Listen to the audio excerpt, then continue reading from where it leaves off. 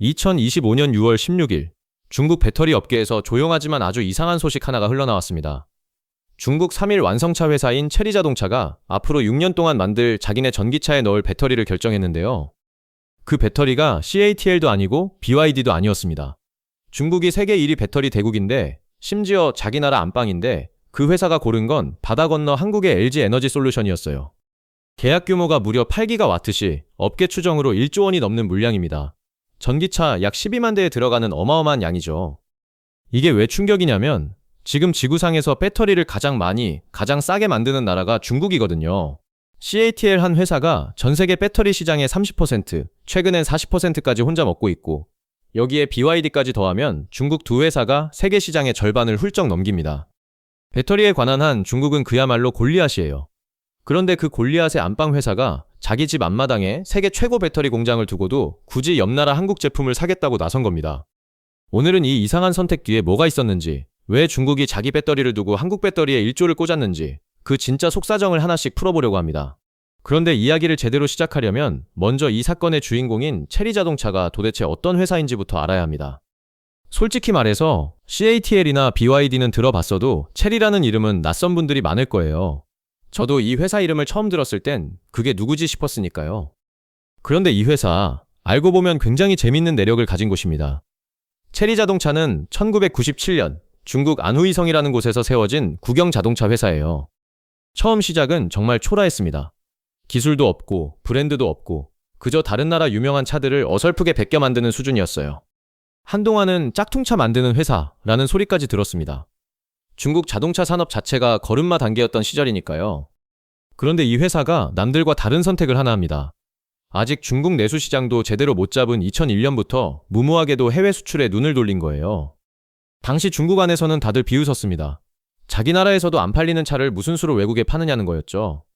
그런데 체리는 뚝심 있게 밀어붙였어요. 중동으로, 남미로, 러시아로, 동남아로. 남들이 거들떠보지 않는 시장부터 하나하나 문을 두드렸습니다.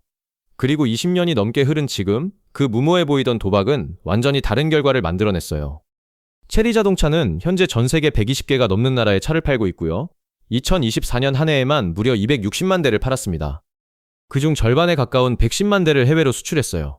중국 자동차 브랜드를 통틀어 수출을 가장 많이 하는 회사, 중국 브랜드 최초로 누적 수출 500만 대 돌파를 눈앞에 둔 회사가 바로 체리입니다. 자, 여기서 이 회사의 성격을 딱 하나만 기억하고 넘어가야 해요. 체리는 수출의 회사입니다.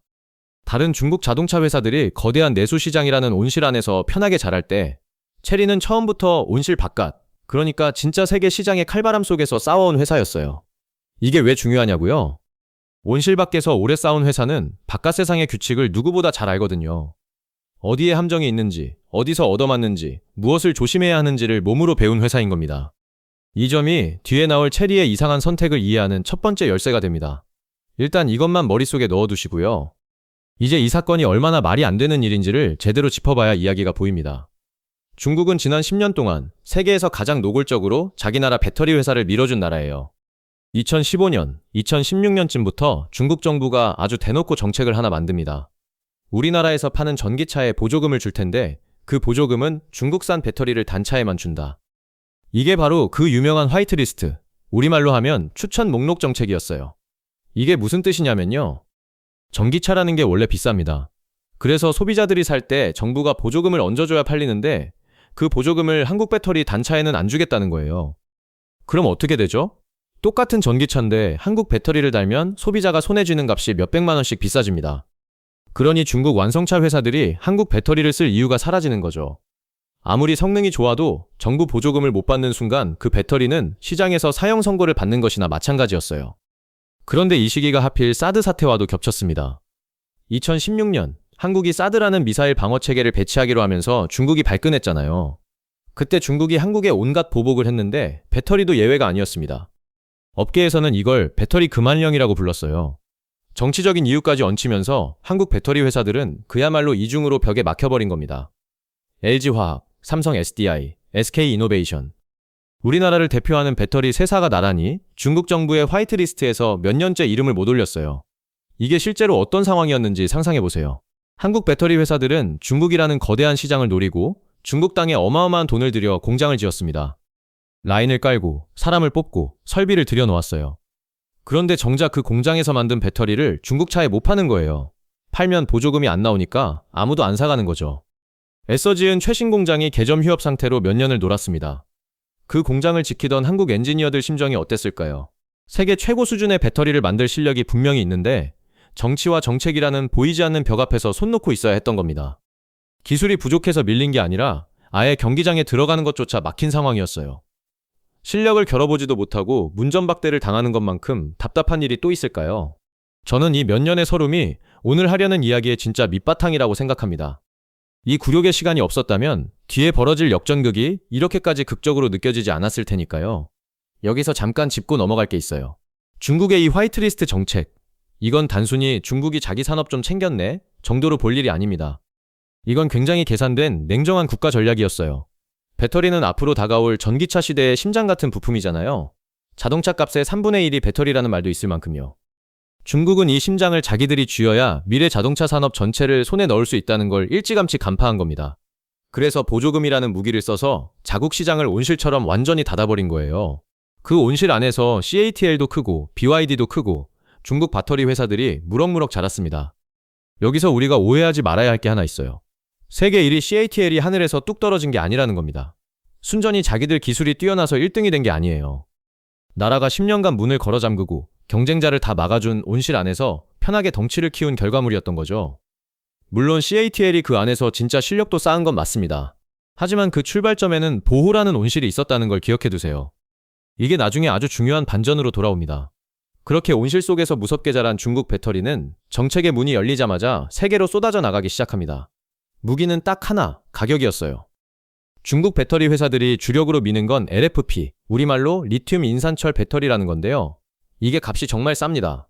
왜 싸냐면 비싼 광물인 니켈이나 코발트를 안 쓰고 철과 인산으로 만들거든요. 재료 자체가 저렴한 거예요.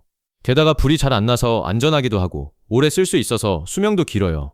이 세 박자, 싸고 안전하고 오래 간다는 조합으로 중국 배터리는 자기 나라를 넘어 유럽, 동남아 시장까지 무섭게 파고들었습니다. 숫자로 보면 상황이 더 선명합니다. 2025년 들어 한국 배터리 3사의 글로벌 점유율은 1년 전보다 7%포인트 넘게 빠졌고요. 반대로 CATL은 혼자서 세계 시장의 40%를 넘봤습니다. 심지어 중국 CATL이 이제는 한국에 법인까지 세우고 우리 안방을 넘본다는 이야기까지 나올 정도였어요. 그러니까 이 시점의 분위기만 놓고 보면 배터리 전쟁은 사실상 중국의 승리로 기울어가는 것처럼 보였습니다.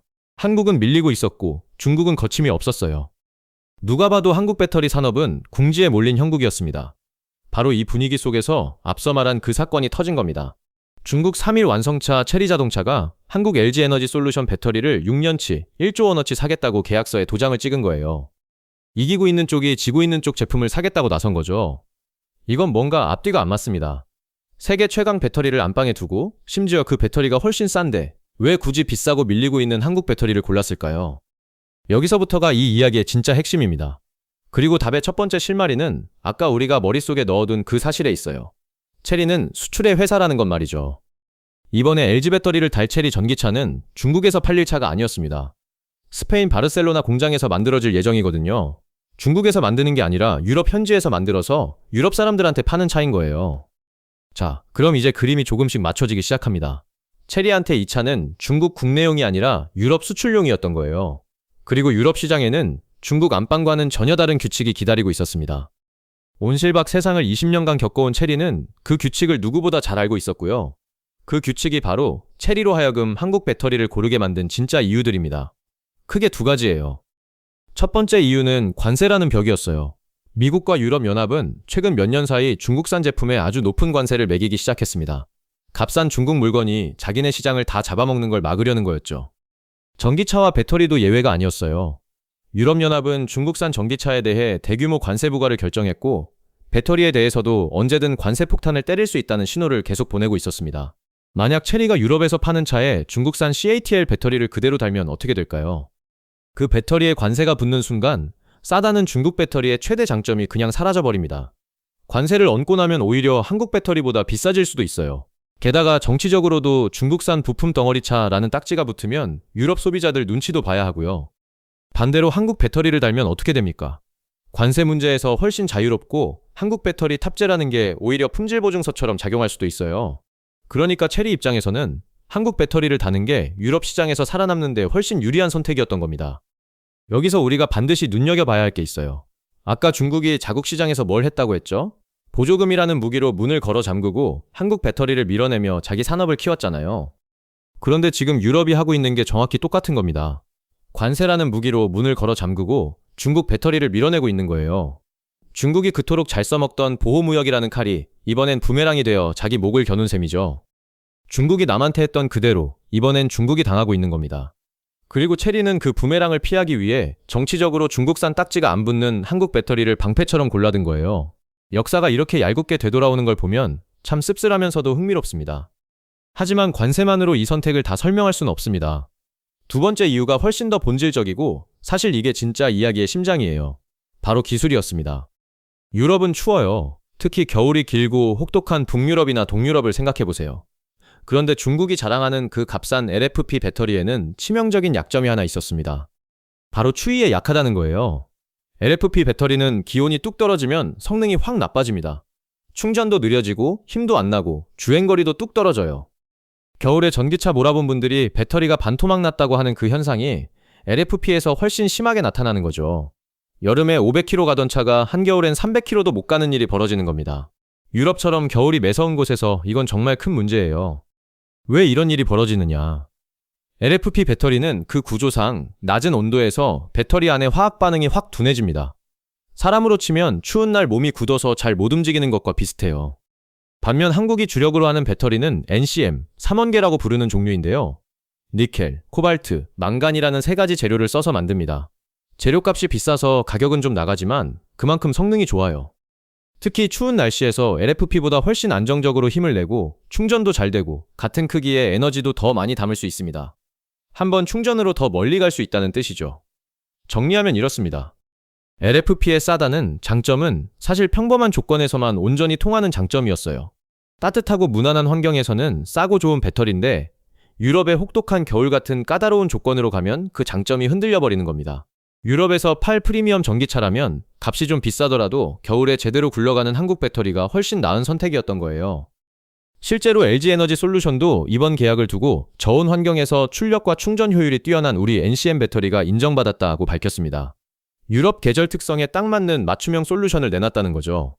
그런데 여기서 한 걸음 더 들어가면 정말 놓치면 안 되는 부분이 나옵니다. 이번에 체리가 고른 건 그냥 평범한 한국 배터리가 아니었어요. 46 시리즈라고 부르는 차세대 원통형 배터리였습니다. 이게 뭐냐면 지름이 46mm인 커다란 원통 모양 배터리예요. 여러분이 흔히 아는 건전지를 크게 키운 것처럼 생겼는데요. 이 배터리가 요즘 전 세계 배터리 업계에서 게임 체인저, 그러니까 판을 뒤엎을 물건이라고 불릴 만큼 뜨거운 주인공입니다. 이 46 시리즈가 세상에 유명해진 건 테슬라 때문이었어요. 테슬라의 일론 머스크가 몇 년 전 앞으로 우리는 이 배터리를 차세대 표준으로 쓰겠다고 선언하면서 4680이라는 이름으로 공개했거든요. 4680이라는 건 지름 46mm, 높이 80mm라는 뜻이에요. 세계 최고 전기차 회사가 이게 미래다 라고 못을 박으니 전 세계 배터리 회사들이 이걸 만들겠다고 달려들었습니다. 그야말로 차세대 배터리 왕자를 놓고 한바탕 경쟁이 벌어진 거죠. 이 46 시리즈가 왜 그렇게 대단하냐? 기존 원통형 배터리보다 에너지 용량과 출력이 최소 5배 이상, 어떤 기준으로는 6배까지 높습니다. 성능이 몇 % 좋아진 게 아니라 몇 배가 좋아진 거예요. 게다가 만들기도 더 효율적이라서 생산 비용까지 아낄 수 있고요. 여기에 한국 회사들은 아주 영리한 기술까지 더했어요.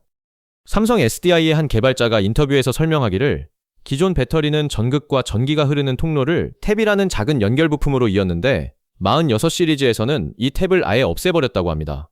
대신 전극 전체를 통로에 직접 연결해버린 거예요. 이걸 탭리스, 무탭 구조라고 부르는데요. 이렇게 하니까 전기가 훨씬 넓은 길로 시원하게 흐르게 돼서 충전과 방전 속도가 빨라지고 안전성까지 올라갔습니다. 좁은 골목길 하나로 다니던 걸 넓은 고속도로 여러 개로 바꾼 셈이죠. 그런데 여기서 진짜 반전이 나옵니다. 이 46 시리즈 원통형 배터리를 지금 이 순간 대량으로 척척 만들어낼 수 있는 회사가 전 세계에 딱 둘밖에 없어요. 하나는 중국 CATL, 그리고 다른 하나가 바로 한국의 LG에너지 솔루션입니다. 이 대목이 이 사건 전체를 뒤집는 열쇠예요. 우리는 흔히 중국이 배터리를 다 잘 만든다고 뭉뚱그려 생각하기 쉽습니다. 그런데 실제로는 그렇지 않았던 거예요. 중국이 압도적인 건 싸고 무난한 LFP 배터리 쪽이었어요. 물량으로 밀어붙이는 저가 시장에서는 확실히 최강입니다. 하지만 추운 데서도 잘 굴러가고 성능이 몇 배씩 뛰어난 이 최첨단 46 시리즈 영역으로 가면 이야기가 달라져요.